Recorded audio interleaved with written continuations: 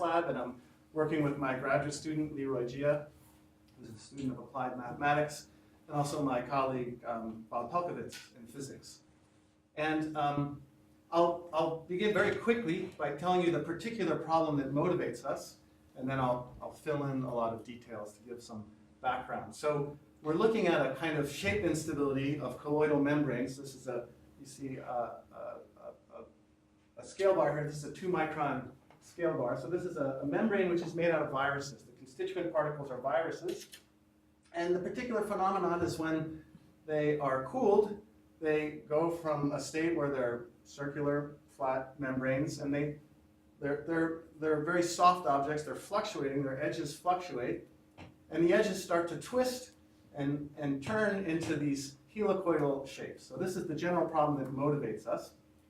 And so here you see the outline of the talk. I'll begin by giving you much more details about these colloidal membranes, what they're made of and how they work.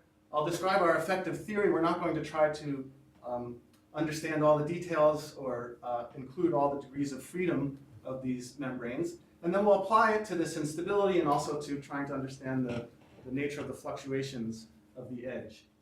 And all this work was funded by the National Science Foundation, in particular the Brandeis Materials Research Science and Engineering Center and the Mechanics of Materials Division of NSF. So the take-home message of the talk is shown here. So I'm going to argue that these shapes that we see, which are typically negative Gaussian curvature like a saddle, are driven by entropy. That entropy is going to favor this. So in these systems, the membrane is made out of virus particles. They're rods. We can think of them as hard rods. And there are also a lot of depletant polymers, lots of little polymers in solution. And it's the entropy of these polymers that controls everything, because there's far more of these polymers than there are of these rods.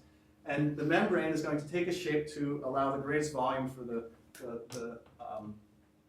polymers to move around it, to maximize their entropy. And we're going to make a simple geometrical argument that says that the saddle shapes are favored. We'll see that chirality, the intrinsic handedness of these virus particles, is also important, and that will also favor saddle shapes, and that will come into play as well. So to put the problem into a little bit of a mathematical context, I want to mention these kind of classic problems of shape optimization. So we're all familiar with the plateau problem, the soap film problem. If you have rigid boundaries like some wire loops, and you ask what is the shape that a soap film takes, it will be a shape that minimizes the area. And there are many different variants of this problem. There's a nice variant where Giomi and Mahadevan and others have considered the possibility where the wire boundaries are flexible. So not only do you have to solve for the shape of the surface, but you also have to account for the bending of the boundary and solve for that as well. So they call that the Euler plateau, Euler for the bending of the rods which are making up the boundary. Another example of this kind of mathematical optimization problem is the so-called Willmore problem, where instead of minimizing the area, you have some measure of the bending of the surface, and you, let's say with, again, rigid boundaries like two loops, you could ask what is the shape that will minimize some measure of the curvature energy. So you integrate the curvature, or the curvature squared over the surface, and that's been studied by several mathematicians. This colloidal membrane problem, we'll see, fits into this picture as we could call it an Euler-Willmore problem, in the sense that the curvature, as I'll describe, is very important for these membranes, but the boundaries are also free, and the boundaries have some resistance to bending, a little bit like in the Euler plateau problem. So we have to account for that as well. All right, so let me turn directly to these colloidal membranes. I mentioned that these are made out of hard rod particles. So the virus, here's a virus which is shown here, FD virus. It's long and thin. It fluctuates a little bit. It's not perfectly rigid, but we're going to completely disregard that fact in this talk. They're about a micron long. They're very skinny.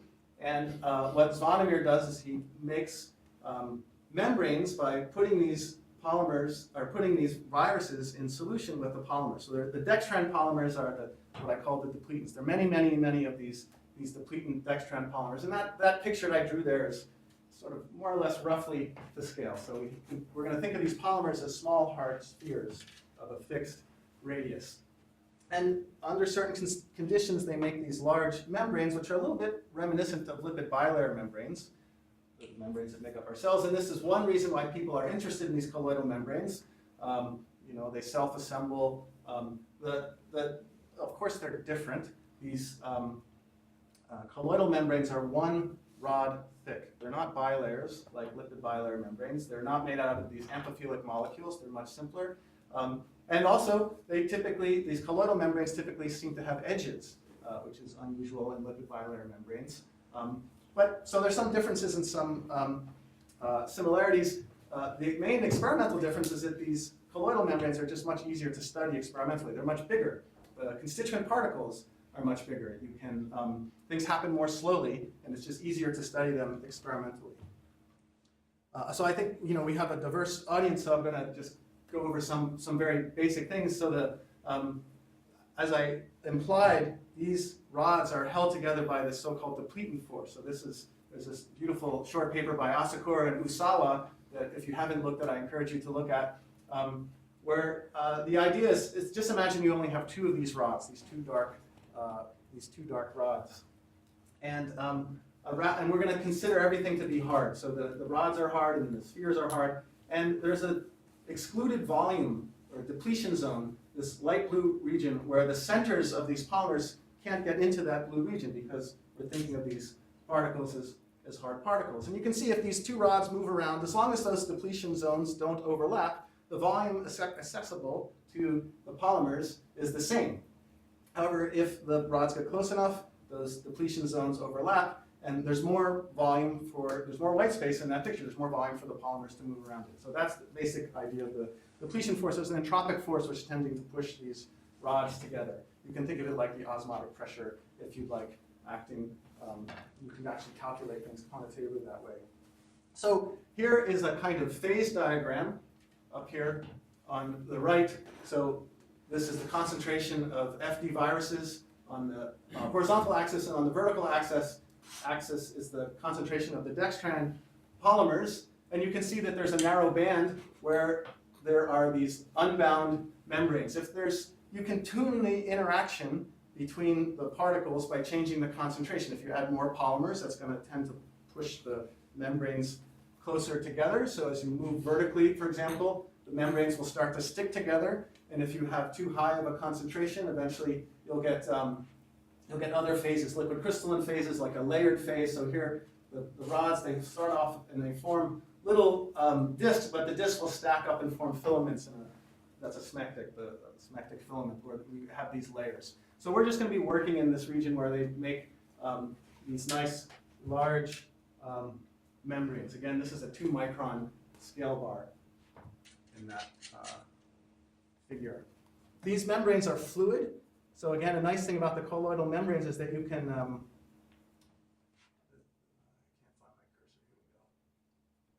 you can look at microscopic, so to speak, that is microscopic at the level of the single particles, the viruses, and macroscopic properties at the same time because they're so much bigger.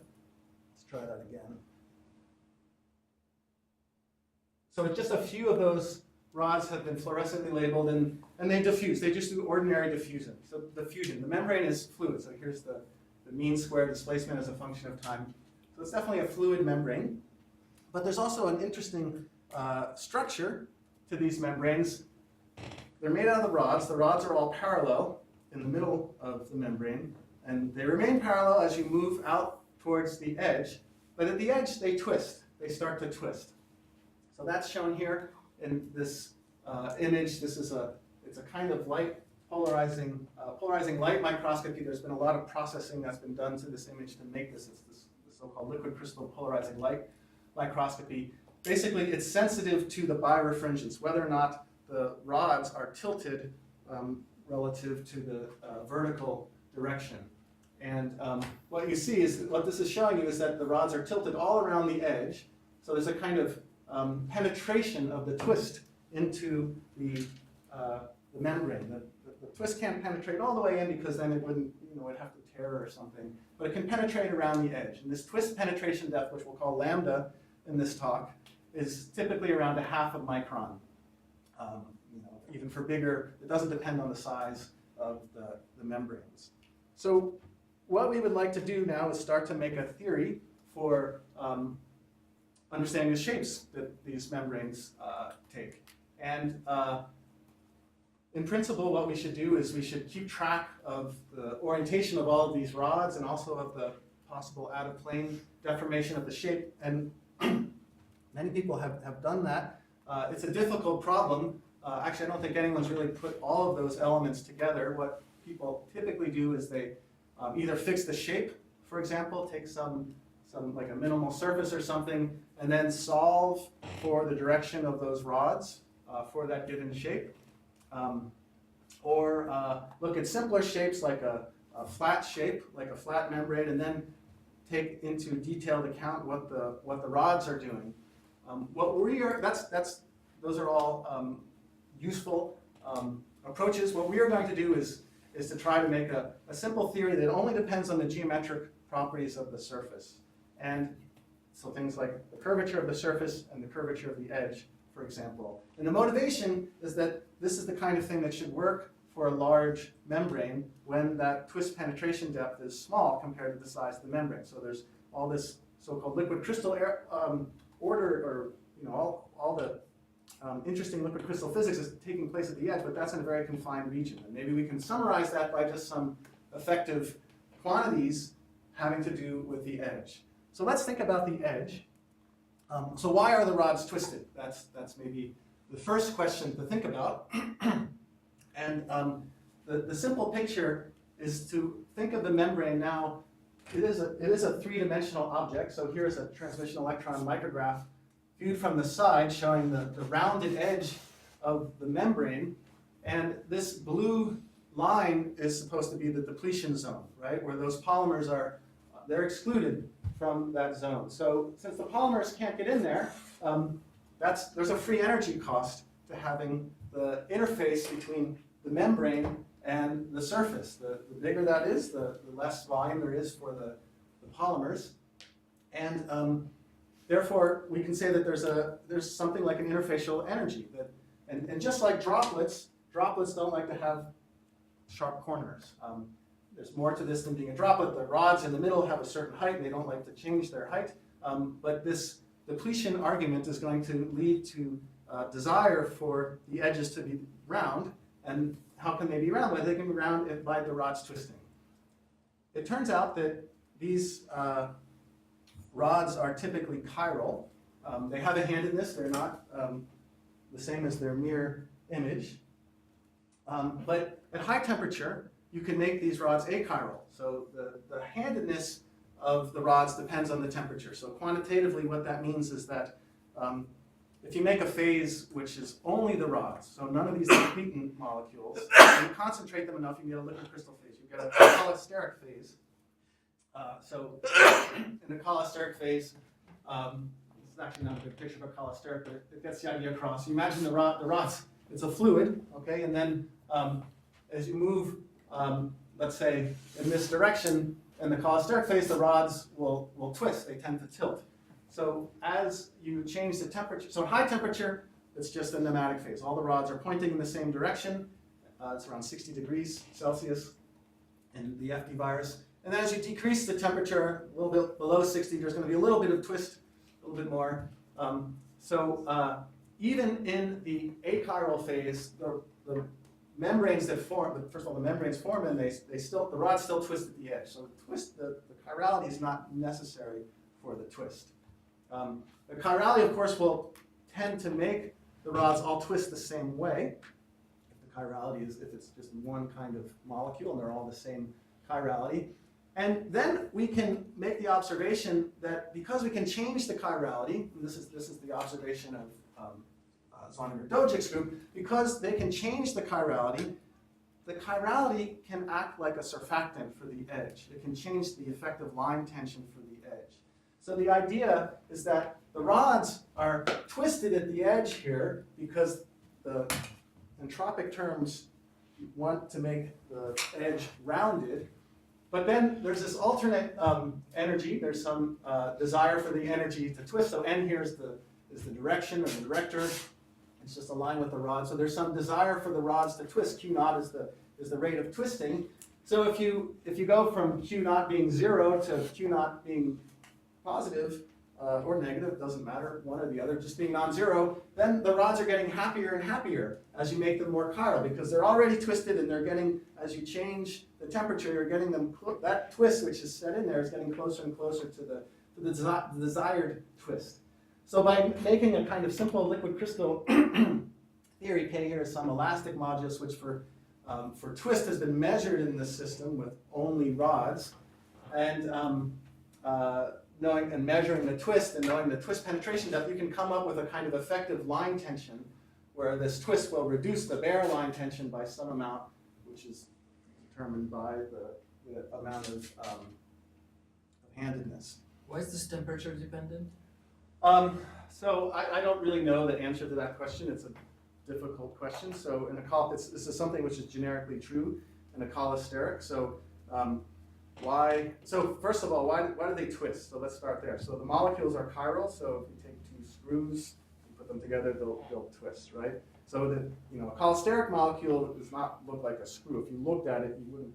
Maybe if you're an organic chemist, but me, I look at it, it doesn't jump out at me as something which is obviously handedness. So the twist is more subtle in these cholesteric molecules. And you have to remember that they're going to be spinning around, right? They're going to be these thermal motions. So you could imagine that if they're all spinning around and not correlated, that even though that it's chiral, that there wouldn't be any twist. It averages out. Yes, but the details of why the pitch in a cholesteric is typically a micron, and that's something that I don't really know the answer to. And I think it's something which is still under, people don't really know completely. More questions?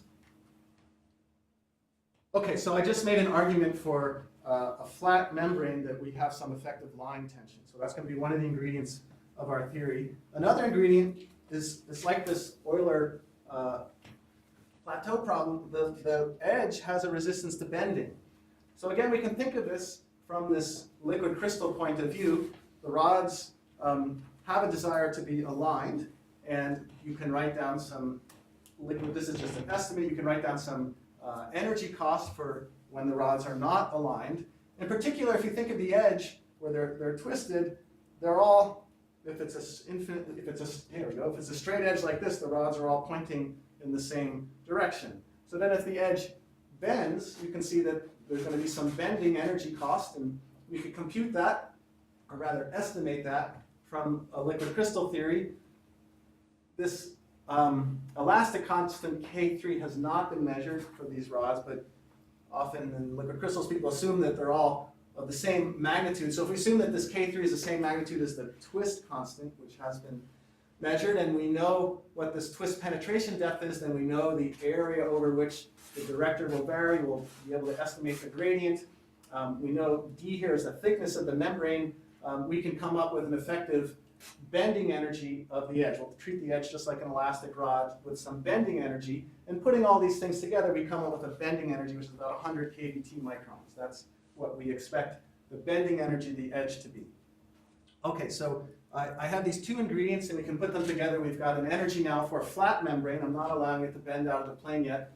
I've got the line tension gamma, the bending energy, K is the curvature of the edge, it's in the plane. And these, as I said, these are soft objects, so the edges fluctuate. So these are some images from Zvonimir's lab. These are just snapshots at different times of the edge of a large membrane. This is a 5 micron scale bar. And they measure the fluctuations. They measure the power spectrum of the fluctuations. They look at the amplitude and they average over time as a function of the wave number q.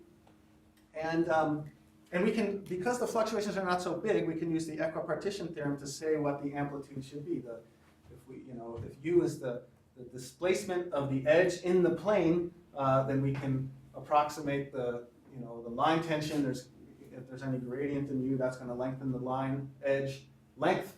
And the bending stiffness has to do with second derivatives of the displacement of the edge. And they chose to plot not the mean square amplitude of the displacement, but they multiplied it by q squared. So this is what you would expect from this simple theory, that it should go like gamma plus e q squared. So for For large Q, the bending should dominate, right? Because that's where it's going to be, there's going to be a large energy cost for something which is really wrinkled up, or an edge which is really wrinkled up, and this falls off, this is a log scale, this falls off like 1 over Q squared, and the slope of so it gives it the slope is 2, but the number that you get for the coefficient here is about 100 kBt microns, so it's consistent with our estimate on the previous slide. For small q, the fluctuations are going to be governed by the line tension, and these different curves are for different temperatures. So the top one is low temperature, 5 degrees, 20, 60. Remember, 60 is where the chirality starts to, where it goes away. What we are seeing is that at low temperature, the fluctuations are bigger. That's consistent, again, with our argument that at low temperature, the chirality is bigger, the line tension should be bigger, so the line tension will be less effective in reducing the fluctuations. So that all sort of fits together. So we'll come back to the edge later on, but that's our basic ingredients for the energy of the edge. Shouldn't there be spontaneous curvature at the edge? There does not seem to be any spontaneous curvature of the edge, in the sense that we've looked at these fluctuation spectrums carefully and haven't, you can put in the spontaneous curvature. I mean, you would expect one in the sense that obviously the inward side of the edge and the Yeah, they're different, outside sure. are It's totally different than the so- outward side. That's so true. It's odd that there's nothing there. It's odd it could just be so small that, it's true, it's not symmetric. Because the other thing is, which is difficult to understand, is why these things have a particular size, rather than just aggregating. I mean, if you have something which just has a free energy per unit area and a line tension, Yeah, thermodynamically you expect it to be infinite sheets. You don't expect it to be finite disks. And it might, spontaneous Spontaneous curvature curvature. at the edge was one of the few things I could think of. yeah, sure, would give you a might light rescue scale that. that could do that. Could be. Good to consider, yes. All right, so let's think about the surface deformations. So we're going to use the Helfrich theory, which people have used for membranes, and actually the question leads us right into this in a sense. So we're going to, okay, first I have to say that this is a theory which is going to treat the membrane as a two-dimensional surface, very, very thin. It's actually not all that thin. Remember I said that the thickness is about a micron, size 10, it's true that the size is not fixed. There can be big membranes and little membranes, but they're not enormously large compared to their thickness. We're just going to set that aside and see how far we can get by using this Helfrich model. So there's a cost for bending. So h is the mean curvature. At each point, we have two principal curvatures. Their average is h. And kappa, with units of energy, is a bending stiffness for, it's a modulus, bending modulus for these membranes. The top and the bottom of the membrane is water, and the rods themselves are symmetric, so we don't expect any desire to curve one way or the other. So we don't have a spontaneous curvature for the bending of the membrane. The second term in the Helfrich energy is this Gaussian curvature term. So K here is the product of these principal curvatures. And when people study lipid bilayer vesicles, they typically don't worry too much about this term because this term doesn't depend on the shape. As I say, it doesn't depend on the geometry of the shape. It integrates to a topological invariant. But if the membrane has edges like our edges, then the integral of the Gaussian curvature does depend on the geometry. It turns out that it can be written as an integral over the edge of what's called the geodesic curvature. The geodesic curvature is the curvature of the edge in if you look at the edge in the tangent plane of the edge. So for example, if you look at a great circle, the equator of a sphere, that has zero geodesic curvature, because if you're walking along a great circle, you wouldn't measure any curvature of the Earth, right? It's all bending into the Earth, it's not bending in the plane that you're walking in. If you imagine shrinking that circle to a little circle around the North Pole, then you would have a curve which is curved in the plane of the surface. That's all geodesic curvature. Okay, so that's something that we know how to compute. I'm going to make an estimate for what kappa bar is. Kappa should be easy to estimate, but right now in this area, we're a little bit confused about the magnitude of kappa. Kappa has been measured experimentally by looking at the membrane's edge on and trying to focus on a line, say in the middle of the membrane where the membrane itself is fluctuating, that is to say not the edge.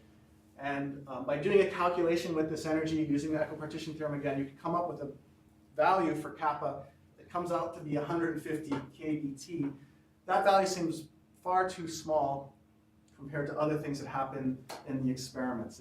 If kappa really were 150 kBt, then these membranes should easily be able to fold up into vesicles because the line energy cost should drive that, and they don't unless the rods are very, very thin. Vonnegut thinks that perhaps his measurement of kappa was maybe there was a problem with it because perhaps in looking at the fluctuations in the middle of the membrane, he was seeing the front and the back. So that's still an open question that needs to be resolved. We do think, however, from basically the fact that these membranes don't wrap up and form vesicles, and from some other preliminary things that Vonnegut is working on, we do think that kappa is very, very large. And therefore, for the rest of this talk, I mean, we can keep kappa in and we can do all the calculations, but we're going to assume that this bending stiffness kappa is very, very much larger than kappa bar. So that's something that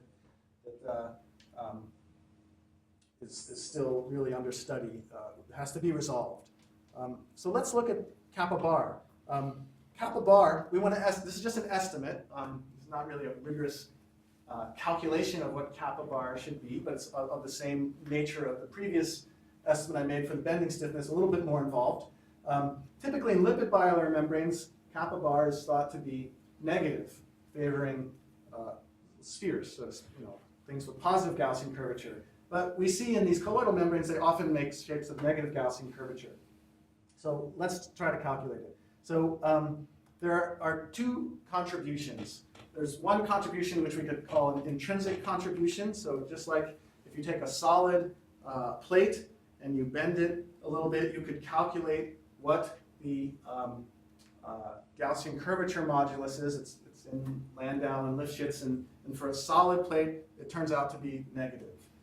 There's a similar kind of argument that Helfrich put forth for a fluid membrane, which is a little bit different than the solid plate membrane because it's not a solid. The physics is a little bit different, but it relies upon the same geometry, which is that when you bend the surface, the strain in the surface as a function of the distance z from the middle of the surface is going to depend on the curvature.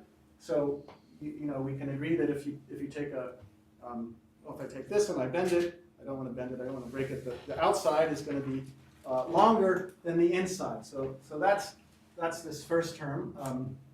But if we go to second order in the displacement, it turns out that there's a contribution of fixed sign, right? The first order term, it's longer on the outside or more area on the outside, less area on the inside when you bend it. But if the Gaussian curvature is positive, then the area goes up a little bit relative to the first term for both the inside and out. So putting all this together, Helfrich made an argument that the Gaussian curvature modulus is given by the second moment of the in-plane stresses when the membrane is not bent. And we can say, well, these polymers are going to squeeze these rods together, so there's some lateral in-plane stresses, some compression when the membrane is not bent, and we can come up with an expression which involves the thickness of the membrane, capital D, and the diameter of the polymers, little d, and it's negative. We can come up with an estimate which is negative. So the intrinsic contribution to the Gaussian curvature modulus from Helfrich's argument and adding some of this depletion stuff is negative. There's another contribution which has to do with these polymers. The polymers are free to move around in space, and we have to account for their entropy as well. And we simply use Asakura and Usawa's argument for calculating the free energy. We calculate how does the accessible volume depend on the curved shape of the membrane. And again, because of this second order term here, it turns out that for a surface of negative Gaussian curvature, that the depletion zone gets smaller when compared to a flat membrane when you have negative Gaussian curvature. So there's more room for the polymers to move around in, which would lead to a positive contribution to the Gaussian curvature modulus. So that's geometry, and we can carry through the calculation and we come up with some expression that depends on the thickness of the membrane. So it depends on the thickness of the membrane because the membrane has two sides, and it's much thicker. D is a micron, much bigger than 10 nanometers or 7 nanometers, which is the diameter of it's the diameter of the rods, but it's also the diameter of the, actually they're even smaller.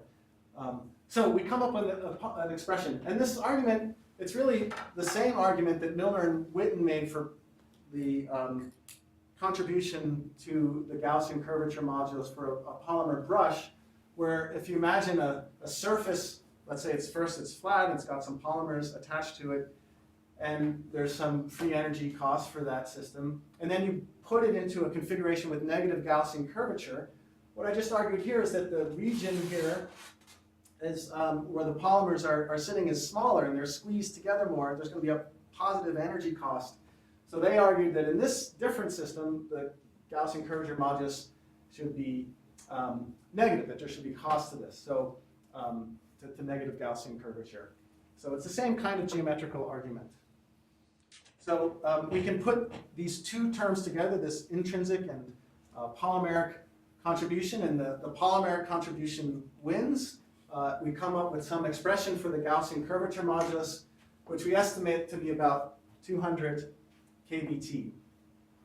So, now, of course, we would like to check this with experiments, and we're still working on this kind of thing. We have one example, which is really due to Nadir Kaplan and his calculations, where he's looked at a slightly different system than the one I've been describing, and come up with a way to calculate what the Gaussian curvature modulus is based on the shape.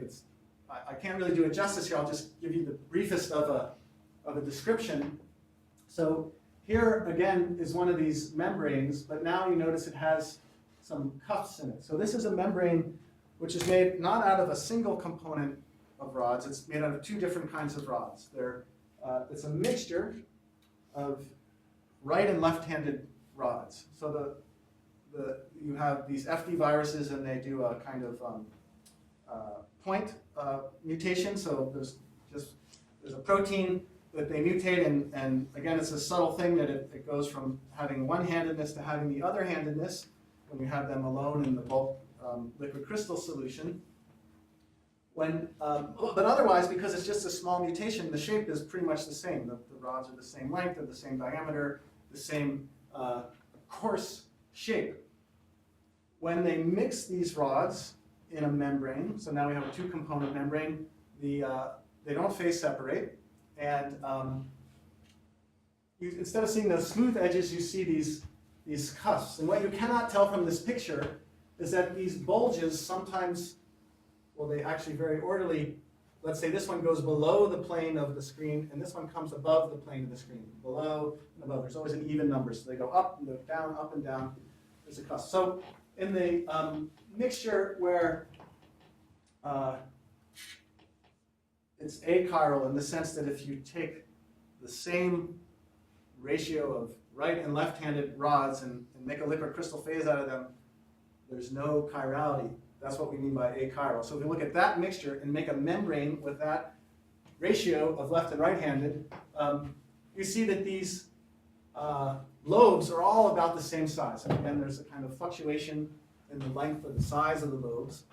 And then as you start biasing, having more of one handedness than the other, what you see is that some of the lobes are smaller and some are bigger. And I don't have a figure of it, but again, by using this polarizing light microscopy, the experimentalist can tell what is the sense of twist in this lobe and what is the sense of twist in that lobe. It's always alternating. It's one-handedness here, the other-handedness there, back and forth. So the one which is longer is the one corresponding to the greater population of handed molecules. Okay, so it's a kind of a log-involved thing. What they do is they look at the fluctuations of the size of these lobes, and it's effectively like a kind of interaction between these cusps. And Nadir Kaplan did a calculation to see what should be the expected spring constant of the interaction. And because these lobes are coming up out of the plane, and then they have to, well, it has a saddle shape, right? If it comes up out of the plane, and then as you go back into the membrane, it goes back down, there's something with a negative Gaussian curvature. It depends on the Gaussian curvature. And from that, he's able to back out kappa bar. And it's suspiciously close to our estimate. It comes out to be like 180 kBT. So I'll just say it's in the right ballpark. Okay, so those are our ingredients. Oh, good, okay. But your model has only one kind of rod. But ours has only one kind of rod. So this kappa bar might be different from ours. This is the best we can do. So this is the only measurement so far. Good point. Okay, so last ingredient. I mentioned I keep talking about the chirality, but all the terms that I've written down don't have anything to do with chirality. The line tension is mirror symmetric. The bending stiffness of the edge is mirror symmetric. We've thrown out the liquid crystal order. If you include liquid crystal order, you can put in twist, but we've thrown that out. So is there any geometrical quantities that we can include that are sensitive to the handedness? And there are, but first I just have to do a quick little review of the geometry of the edge, now where the edge can go into three-dimensional space. So we remember the Furness-Sorey firm. If you've got a curve, there's a tangent vector, there's a unit tangent vector, there's a unit normal vector, which is going to point to the center of curvature, and then the binormal is the cross product. So the curvature of a curve is the rate that the tangent rotates around the binormal. Okay? And the torsion of a curve is the rate that the normal rotates about the tangent. So for a planar curve, there's no torsion.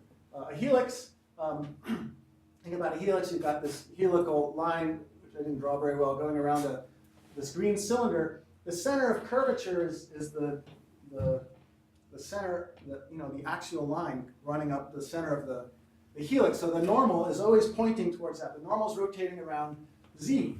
And the vertical direction, z has a binormal component and a tangential component, so it's got both curvature and torsion.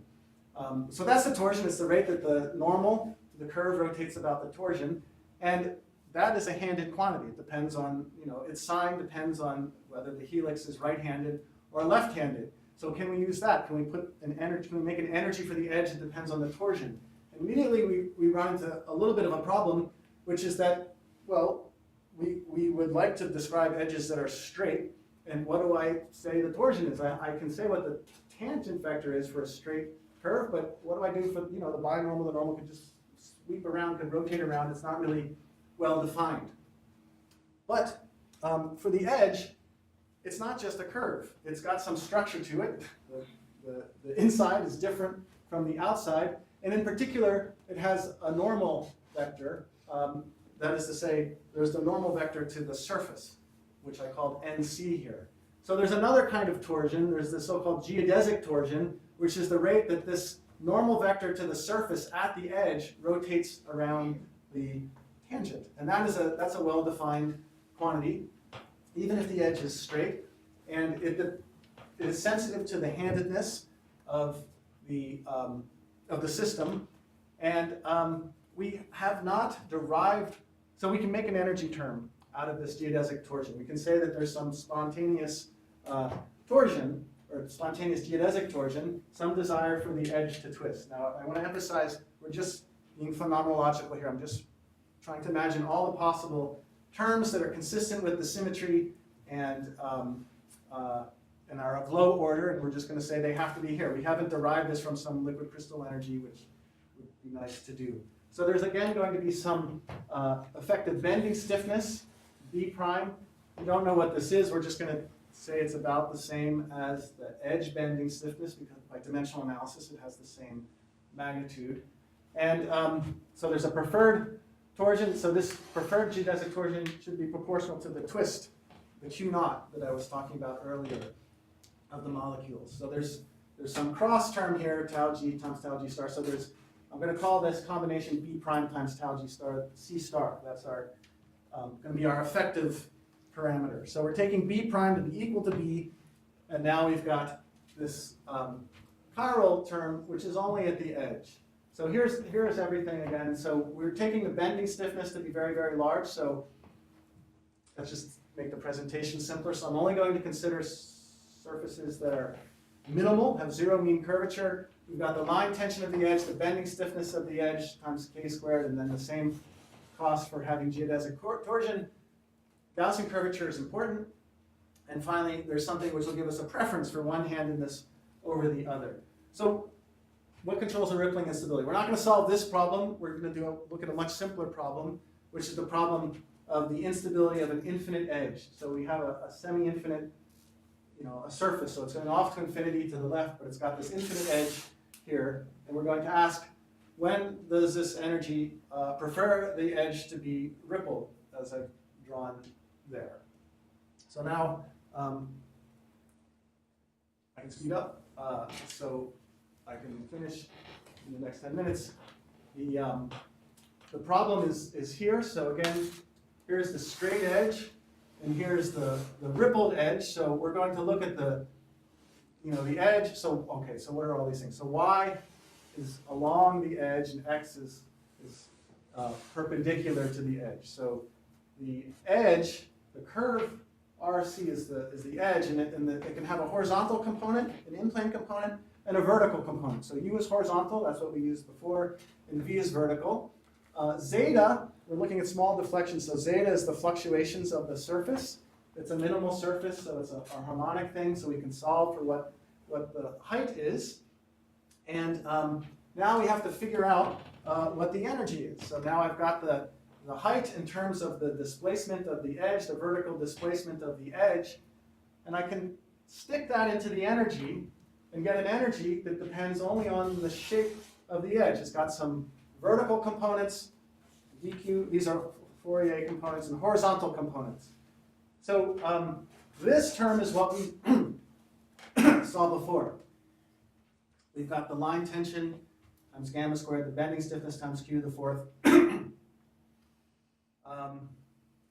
a typo on here, but that's okay. We have the same thing for the vertical components. The typo is that there should be another contribution coming from the torsional stiffness, but that's okay. We'll just give a factor of 2 somewhere in there. And when the membrane has a vertical out-of-plane deflection at the edge, you can see that, again, it has to have some Gaussian curvature, right? It's curved one way along the y direction, it's curved the other way. It actually has a saddle shape here, so the Gaussian curvature will come in, independent of the handedness. Q, the sign of Q is going to tell you the handedness. Then there's also some coupling. Because of the chirality, and this is important, there's a coupling between the horizontal and the vertical fluctuations, because the chirality would prefer the edge to have a kind of helical nature to its fluctuation. So that's important actually for doing the experiments, or rather for interpreting the experiments. So the interesting, I think, the most interesting thing is this if we could look at just the vertical fluctuations for an achiral system, there should be a peak. There should be something interesting that happens there. That could be a way to measure the Gaussian curvature modulus. And that's something which is being pursued. But right now, the experiments are not there yet. It's a very, as I mentioned, it's a very difficult measurement to look at these vertical fluctuations of the edge and be sure that you're looking at these vertical fluctuations. There's also a problem with the resolution. The scanning is not fast enough. I'd also want to mention, this was a little bit embarrassing for me. My colleague, Huajin Gao, in Pradeep Sharma, who I haven't spoken to recently, I hope he's okay in Houston, have done pretty much the same kind of calculations for the edge fluctuations of graphene and lipid bilayer membranes. They just did molecular dynamic simulations. They haven't been looking at experiments, but they've also been looking at these kinds of edge fluctuations very recently. But the point is that for us, and for an experiment, it's very difficult right now to measure these vertical fluctuations in an experiment. It's just a challenge which I hope will soon be resolved. But you can see here that, as I mentioned, that at some point this is going to, the fluctuations are going to diverge. What does that mean? That means that the energy for the edge is the same. The energy for the straight edge is the same as the energy for the rippled edge. That's signal the onset of the instability.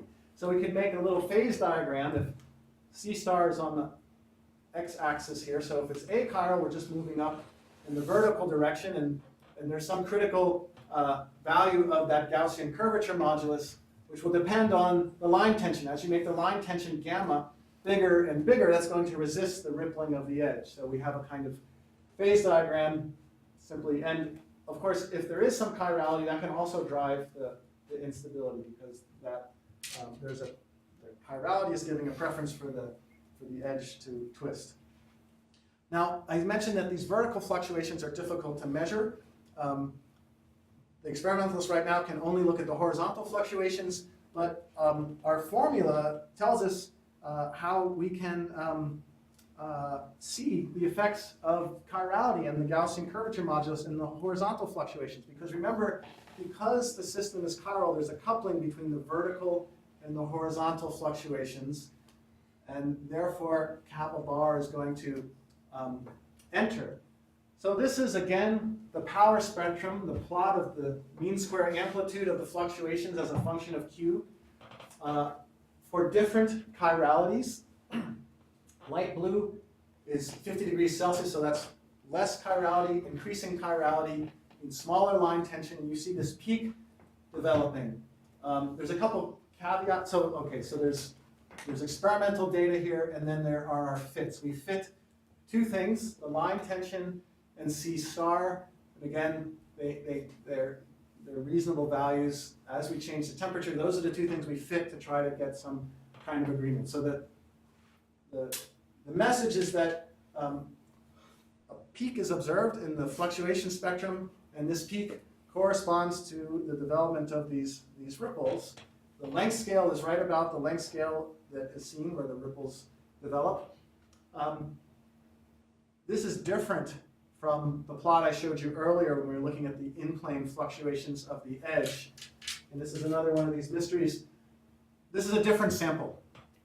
So it turns out there are two different samples. One sample does not form those ripples, does not form the twisted ripples. That's the one I showed you earlier. We're changing the chirality, just changed the height of the amplitude over here, right? There was no peak in the first fluctuation spectrum I showed you.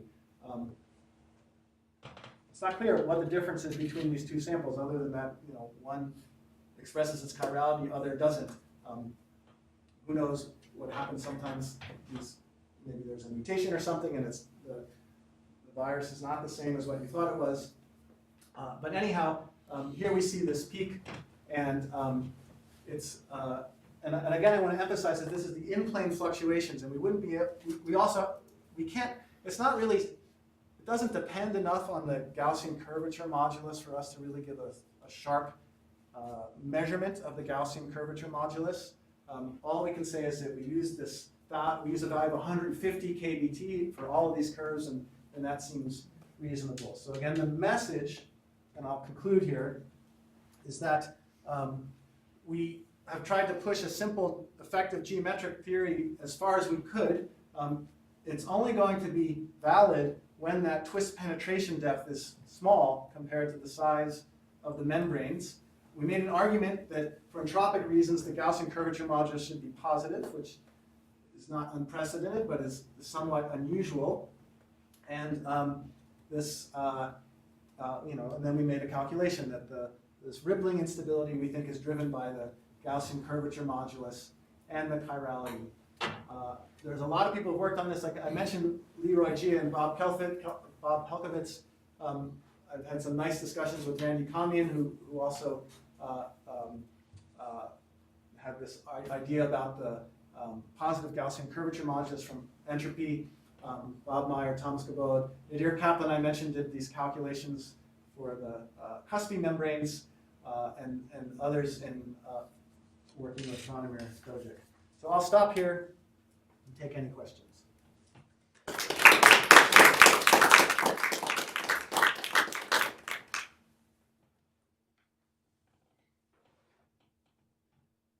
This happens, this is not about your mathematics, but it happens only for this one particular kind of viruses? Or what, and is it important for their functioning that they... Right, I don't think it's important biologically for their functioning. These viruses were chosen, Seth Fraden and others at Brandeis have been using these viruses for many years to study liquid crystal colloidal systems. They have various mutants that are long and short, but they're chosen because they're rods, and they're really chosen to study these colloidal systems. Because they're all genetically identical. If they're not, they can't reproduce that phase diagram, for example. So it's more of a materials application than. Maybe you could learn something about lipid bilayer membranes. These colloidal membranes, if you have two, I mentioned the ones, there was no phase separation in the example I gave, but there are other examples where they use short rods and long rods, and then they get phase separation. You get things that look like lipid rafts. And it's a different system, but maybe there could be some insight from the colloidal membranes that could be applied to lipid bilayers. Somehow follow up on that question. So this is a great system, I think, because you can look at the edge. Is it unique to this system, or? So you can look at the edge? Yeah. That's the point of view we've taken. I don't know too many other examples where you have these, it's over the course of doing an experiment, they're stable and you can really analyze it. And they're also ubiquitous. It's easy to get the edges. I don't know of another example. Do you have a sense of what are the interactions between the viruses? Do they have electrostatic interactions or charge? They do. I haven't studied that. So these, I didn't mention it, but these are done in a high salt situation, so that it's not that the interactions are highly screened. But so Mike Hagan looks at that. He does molecular dynamics simulations, and he worries about things like that. So, but it's the effective diameter of the rods having to do with electrostatics is still very close to the actual diameter. So for the kind of stuff we're doing, I think we're not driven to consider that. Okay, so But they're if you're doing- self-organized because of entropy. Yeah, It's I really think they're really hard rods. in this system. It's really Yeah. Do you have a question? I do. Go ahead. Come away. Oh, go ahead. You had, you've got this instability. Your fluctuation, your measurements of the power spectrum were on the stable side or on the unstable side? Stable side. Yeah, so Should what, say that, yeah. what can you see on the unstable side? I mean, you should get, like the edge of a piece of kelp or something, you should get a pattern of rippled edge that you should be able to characterize perhaps more precisely than this. How do you mean? Well, the So- instability is going to take you to a disk with a specific crinkly edge. Oh, Yeah. okay, yeah, so if you just go a little bit. That, I mean, Yeah, not go all the way, but something. Well, the right. bottom right picture there. Yes, yes, Do yes, I you understand. expect that to be the ground state at Yes. some point? Yes. Except that it's going to have helicity along the Yes, edge. yes. Haven't done it either experimentally or theoretically, yes. But in the images there, is that thing on the right really what happens? That's Because that's kind of rather fragmented. that's like going far into the. Right. What you're saying, I think, is So that. something like the third picture Yeah, so this, is on the unstable side. right, right, so this, that's not a thermal fluctuation, obviously. That's yeah, all this So this is like, you have the stable membrane, and you make a big change in the temperature, and then it makes, right? So this is time. Okay, so that's a deep quench. Right, yeah, deep quench, right, so, Okay. yeah, they don't, yes, we would like to see that. Haven't analyzed that, yes. And then the only other thing, there was an expression, well, maybe, is it one more? Maybe the next one. Yeah, so K bar, now you've reduced this just to the coordinates of the edge. Right. So the K bar Q cubed term, to get that, are you doing some integral over the saddle shape Yes. or can you get that actually from the topological, from the kind of Gauss-Bonnet? Um, Because the Gauss-Bonnet thing says that the Yeah. interior saddle curvature can be written as Yes. an edge integral. Yes, And I wondered if it was that. it is that. Okay. We, just to check it, we did it both ways, but yes, absolutely. Could you please explain again why they don't form a closed shape like lipid membrane bilayer membranes? Is it dependent on the shape, size of the rods at all? Yes, so if you have a membrane that has a resistance to bending and also a line energy cost, as the membrane wraps up to form a sphere, the edge gets smaller and so if the membrane is very large, so the point is that when the membrane is in a sphere, the bending energy doesn't depend on the size of the membrane. So let's just say that. So if we compare the energy of a closed sphere with a flat disk, as you make the disk bigger and bigger, the energy of the disk is going to get bigger and bigger because the circumference is getting bigger and bigger. So we'd expect, maybe there is a barrier, but we'd expect eventually that a membrane would wrap up and form. Okay, that's the expectation. We know what by measuring the fluctuations, we know what the line tension is. We know how big the membranes can get before they wrap up and form a vesicle. So we have a lower bound on the bending stiffness, and it's much bigger than 150 kBT, much bigger. With the FD viruses that I was talking about here. More recently, it's not published, they've been using shorter FD viruses, which you would expect would make a more flexible membrane. And they have huge ones, and they've gotten them to kind of wrap up and form a vesicle. So it's really, and we're also looking at that process.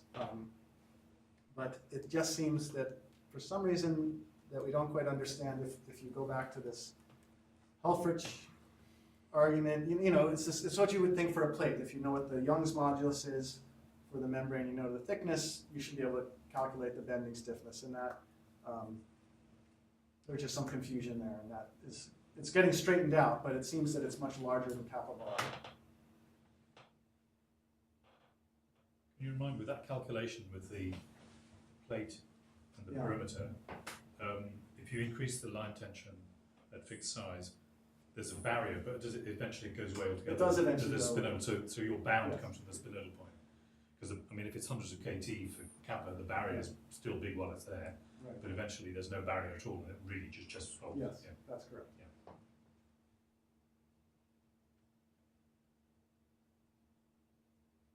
Maybe following on some of the questions here, do I correctly understand that in this final stage of this time development series you had, these nice photographs, that some ripping has taken part, correct? Well, Or not? not in that picture. They I'm talking about the last one. yeah, they Maybe not. I don't know. I don't know, actually detaching, they see all kinds of stuff, right? So this is a very nice example. Can you say this is a typical sequence? I think it's a typical sequence for a membrane, yes. And the detaching, we'd have to ask Svanimir about that. I don't want to say. Not that I know of, but.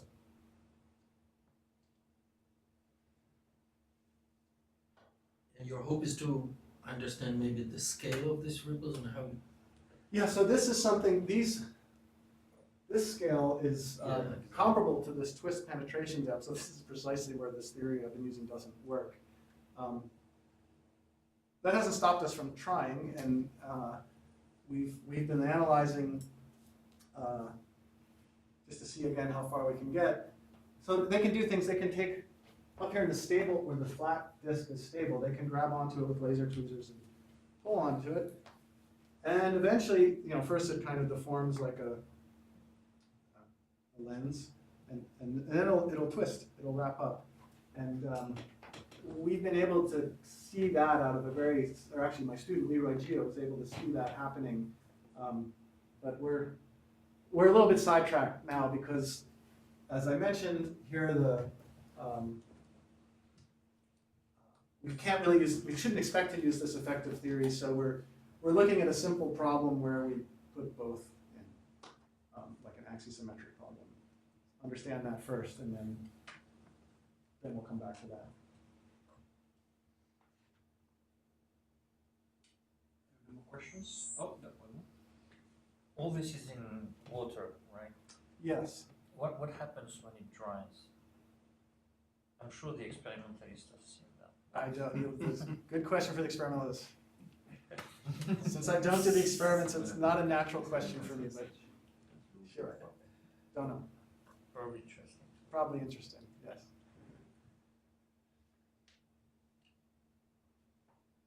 Okay, on this, let's thank Tom once more.